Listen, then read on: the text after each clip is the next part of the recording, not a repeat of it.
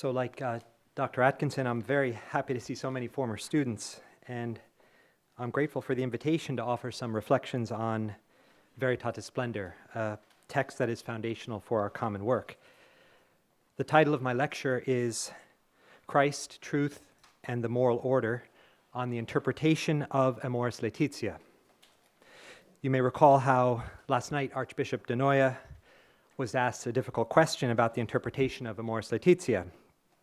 Before he responded, he asked if the cameras and the recorders were shut off. I wish that I could claim the same clerical privilege.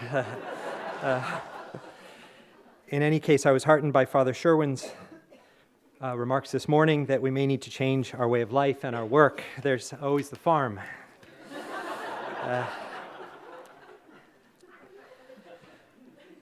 Every spiritual crisis, every heresy that has beset the Church in the past 2,000 years has its own unique characteristics. At the very beginning of the Church's life and growth, the insidious heresy of Gnosticism claimed to offer a higher wisdom and a path of salvation for a select group of spiritual souls, a wisdom unavailable to the simple faithful. In the 4th century, the heresy of Arianism seemed to overwhelm the Church, gaining the support of a majority of the Church's bishops, leading to what Newman described as, quote, a temporary suspension of the function of the ecclesia docens, the teaching office of the Church. In the 16th century, what began as a protest against corruption in the Church and a movement for spiritual reform degenerated into a schismatic and heretical rejection of key elements of the deposit of faith.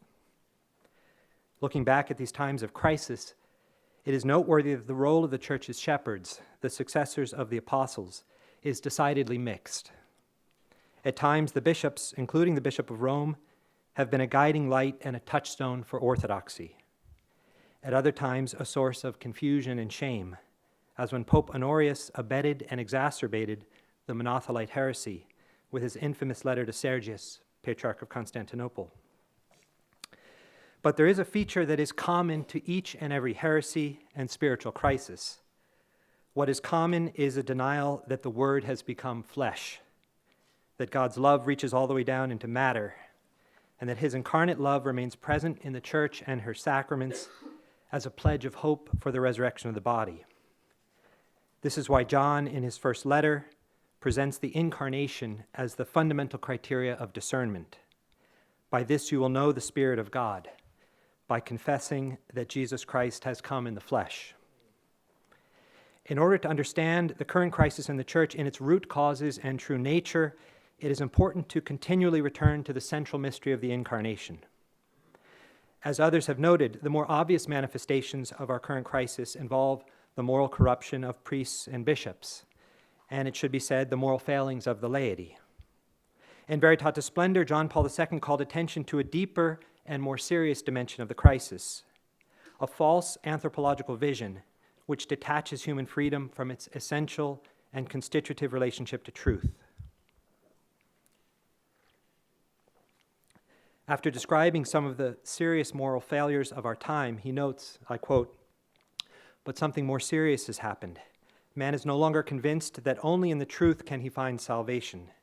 The saving power of the truth is contested, and freedom alone, uprooted from objectivity, is left to decide for itself what is good and what is evil.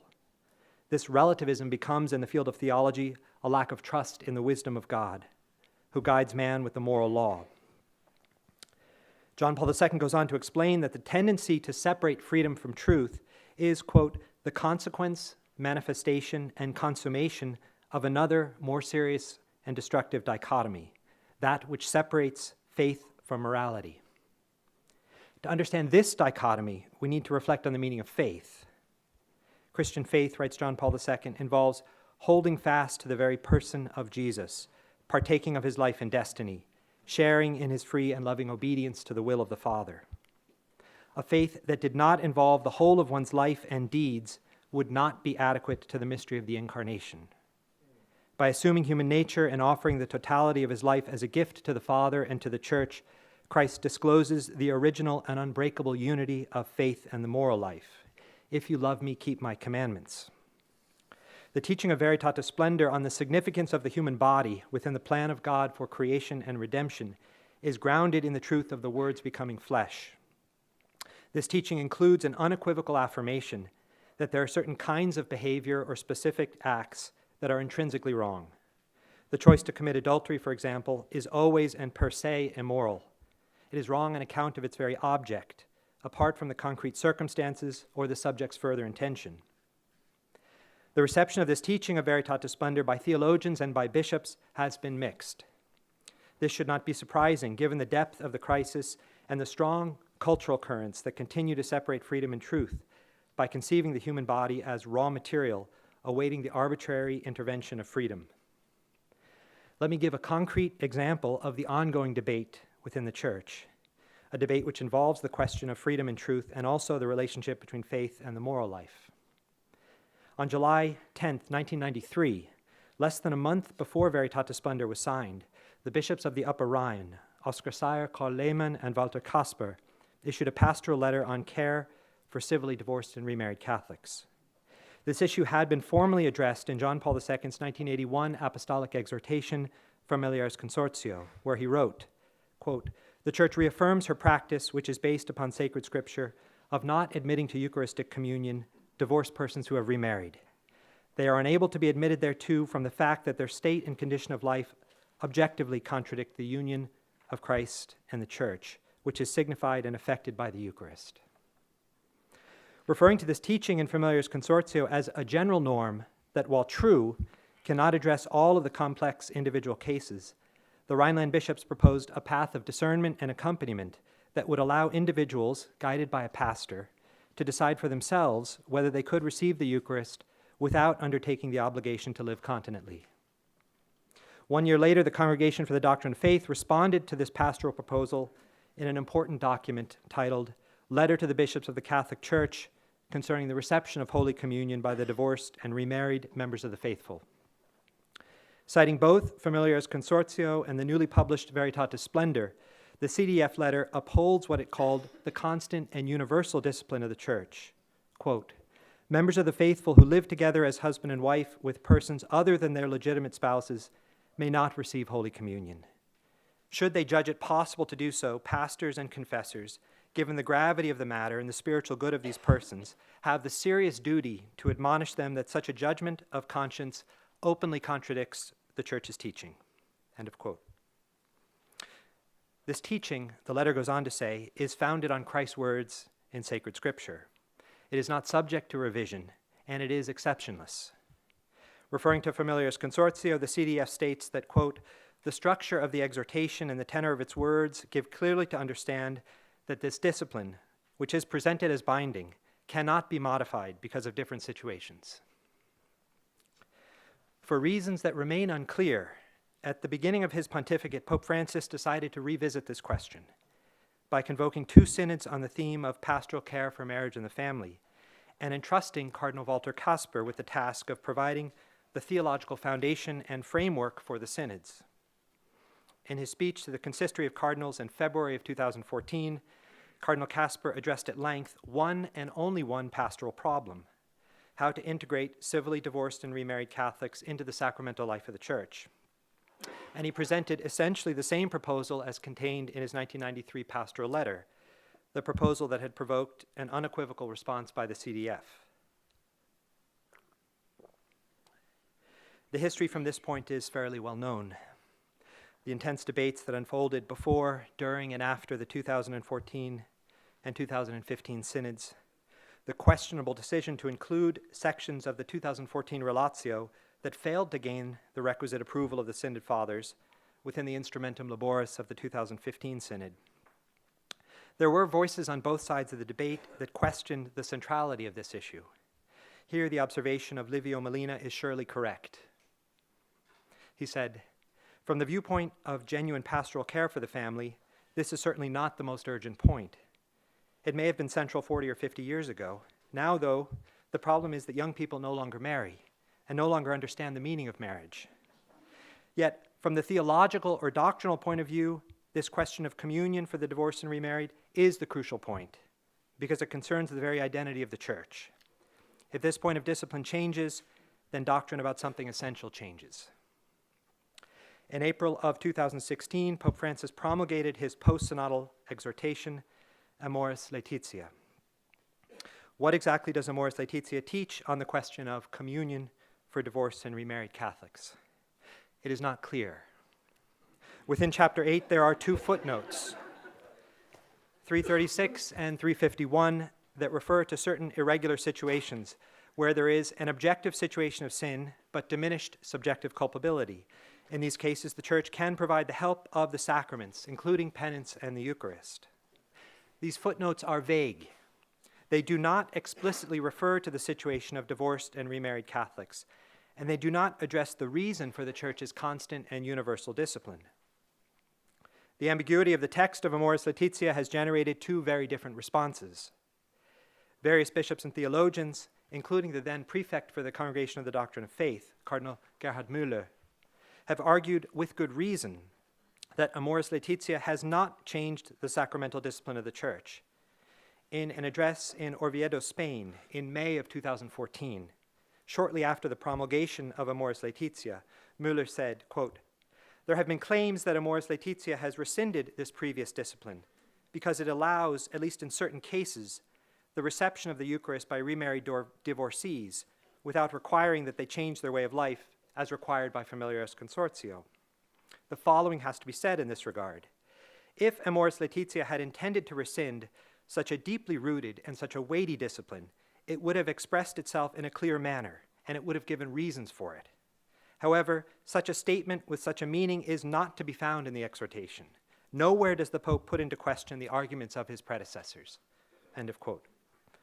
Other bishops and theologians, including several bishops' conferences, claim, to the contrary, that Amoris Laetitia authorizes a change in the Church's sacramental discipline.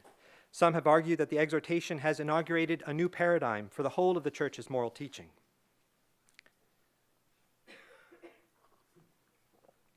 By far the most significant interpretation of Amoris Laetitia was authored by Cardinals Caffarra, Brandmüller, Burke, and Meissner.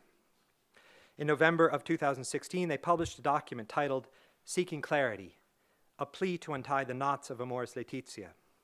Noting the divergent interpretations and the confusion and disorientation among the faithful, these cardinals presented 5 questions, or dubia, to Pope Francis. The first dubia asks whether, following the affirmation of Amoris Laetitia, it has now become possible to grant absolution in the sacrament of penance and thus admit to Holy Communion a person who, while bound by a valid marriage bond, lives together with a different person, more uxorio, without fulfilling the conditions provided for by Familiaris Consortio. The remaining dubia touch on questions of fundamental moral theology, including the nature of conscience and intrinsically evil acts. As we all know, the dubia remain unanswered, and uncertainty and confusion continue to hold sway in the Church. Of particular importance is the explanatory note appended to the 5 dubia. Here the 4 cardinals elaborate the foundation of the Church's sacramental discipline, and they show that a departure from this discipline entails a calling into question essential and foundational elements of the Church's moral teaching. So, part 2. My plan in what follows is to show the significance of this document written by Cardinal Caffarra et alia by examining the arguments offered by 2 prominent theologians who have indirectly answered the dubia, by interpreting Amoris Laetitia as authorizing a change in the Church's sacramental discipline.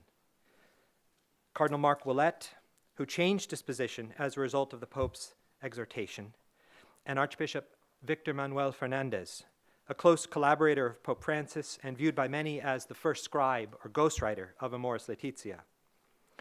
Their respective positions are very similar, so there will be some overlap.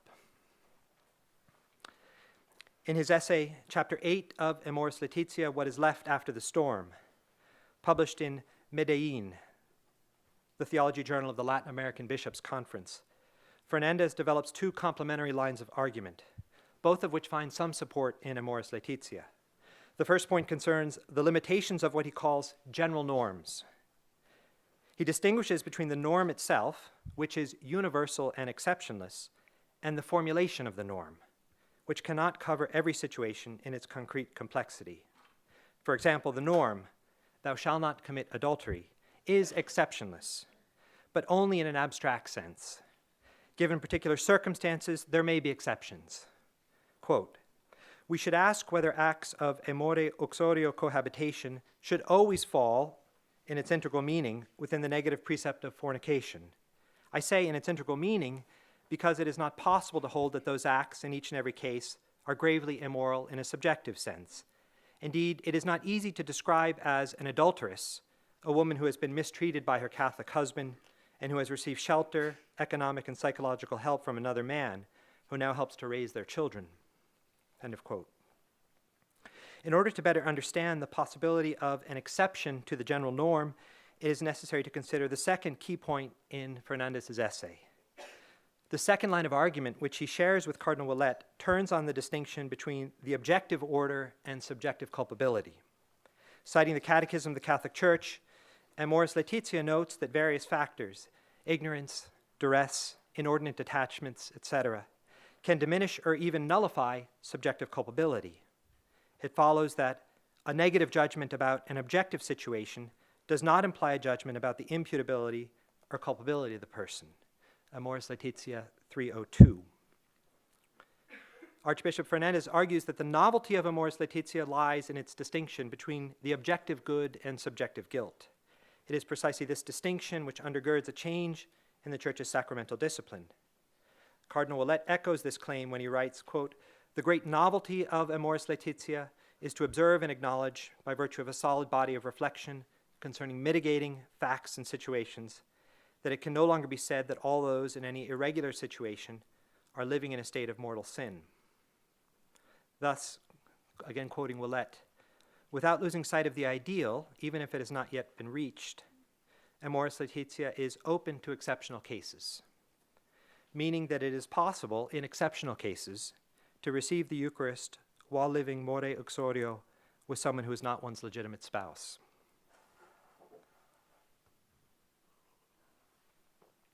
Why is this distinction between the objective and subjective orders so central for both Ouellet and Fernandez? First, both authors recognize the unchanging Catholic doctrine set forth by the Apostle Paul and reaffirmed by the Council of Trent, that it is not permissible for an individual in a state of mortal sin to receive the sacrament of Holy Communion. If it can be established in certain cases that, although there is an objective situation of sin, due to mitigating factors a person may be living in a state of grace, then it seems the door has been opened. The Church's sacramental discipline for remarried Catholics can be changed. Furthermore, this distinction between the objective and subjective orders allows both Ouellet and Fernandez to claim a certain continuity between their interpretation of Amoris Laetitia and the traditional teaching as upheld by John Paul II. The continuity resides on the level of an objective analysis of the situation. Both John Paul II and Pope Francis agree that the situation of someone living conjugally with someone other than one's husband or wife is wrong, or some distance from the ideal. The indissolubility of marriage continues to be affirmed as an ideal, and God's commandment not to commit adultery remains true as a general norm. What is new is an awareness of the complexity of the concrete situation with various factors that diminish subjective culpability. A new attentiveness to the subjective dimension allows for a path of discernment and accompaniment that moves toward the ideal while acknowledging that what is concretely possible is less than ideal. There are, however, at least two serious weaknesses in the common position of Archbishop Fernandez and Cardinal Ouellet. The first point is fairly straightforward. The reason for the Church's unchanging and exceptionless sacramental discipline on the reception of Holy Communion by civilly remarried Catholics is not, in the first place, based on the fact that these individuals are in a state of mortal sin. Instead, as confirmed by John Paul II and Benedict XVI, the Church's discipline is based on the objective situation of living more uxorio with someone who is not one's spouse. Varying degrees of subjective culpability do not change the status of the divorced and remarried, a status that is in objective contradiction to the bond that unites Christ and the Church, which is signified and actualized in the Eucharist. The second problem with the interpretation of Ouellet and Fernandez is more serious and far-reaching. First, it should be acknowledged by all that the distinction between an objectively sinful situation and varying degrees of subjective culpability is a classical and unproblematic dimension of the Church's moral teaching. In practical terms, for example, in the confessional, it might be very important to establish a diminished degree of subjective guilt. However, and this is the key point, this distinction is valid for interpreting past actions.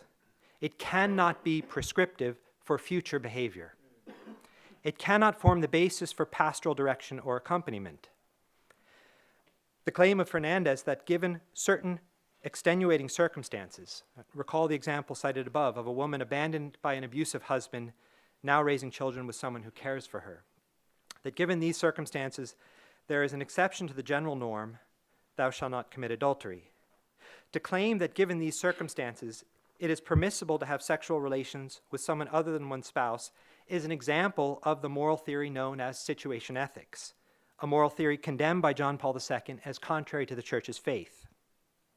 To be fair, Archbishop Fernandez is not entirely unaware of this difficulty. His essay includes a section titled Beyond Situationalism. Here he writes, quote, "It is not the concrete circumstances that determine objective morality. That forms of conditioning can diminish culpability does not mean that what is objectively evil may become objectively good." Elsewhere he says, "If the act remains objectively immoral and does not lose its objective gravity, then it is not possible that it can be chosen with conviction as if it were part of the Church's ideal." The final clause here is the key. What is wrong is to consider this act as though it is consistent with the ideal, or the abstract general norm. As long as the distinction between the objective ideal and what is possible for the subject is kept firmly in view, pastoral accompaniment can tolerate or even approve this behavior as consistent with God's plan. Cardinal Blaise Supich follows the logic of this argument to its unavoidable conclusion when he writes, and here he's speaking about the novelty of Amoris Laetitia in its treatment of civilly remarried Catholics. So he says, quote, "The voice of conscience, the voice of God, could very well affirm the necessity of living at some distance from the Church's understanding of the ideal, while nevertheless calling a person to new stages of growth and new decisions which can enable the ideal to be more fully realized." In context, the euphemism, living at some distance from the Church's understanding of the ideal, stands for having sexual relations with someone who is not one's spouse. What, in obedience to Christ, the entire Catholic tradition calls a serious sin is redescribed by Cardinal Supich as perhaps a necessary requirement of obedience to the voice of God. Neither Willett or Fernandez take this final step, but they have laid the premises for this step to be taken. Notice in particular how, on the one hand, Fernandez says that adultery is and remains objectively wrong, yet at the same time he suggests that diminished subjective culpability can change the moral species of the act. This is why we have to avoid describing the act as adultery.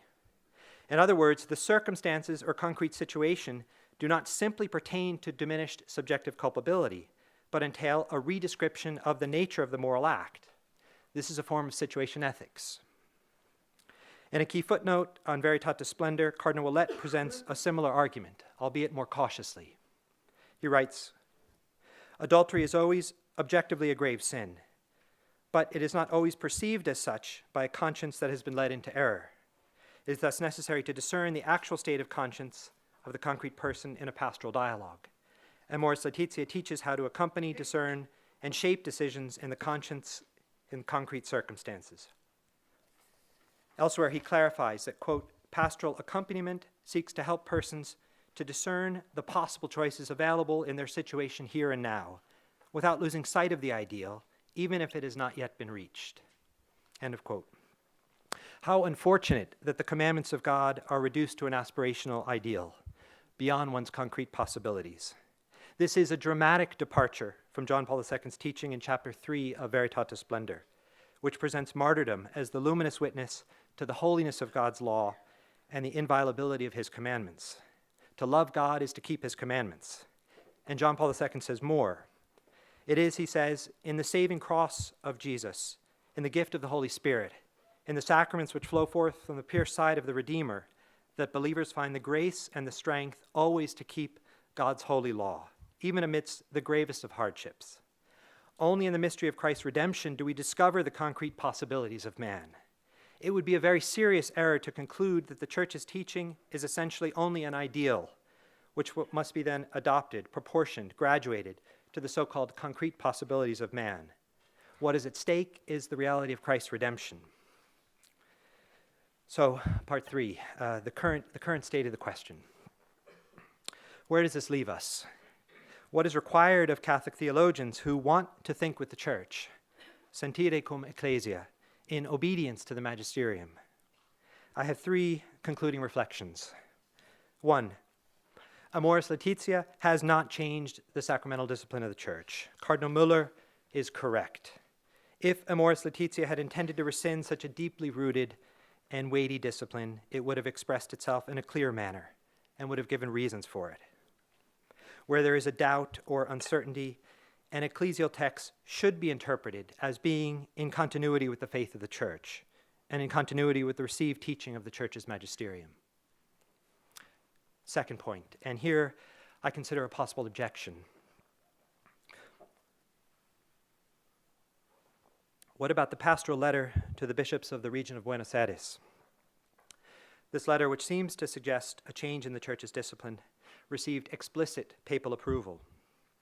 My response, this letter is itself unclear.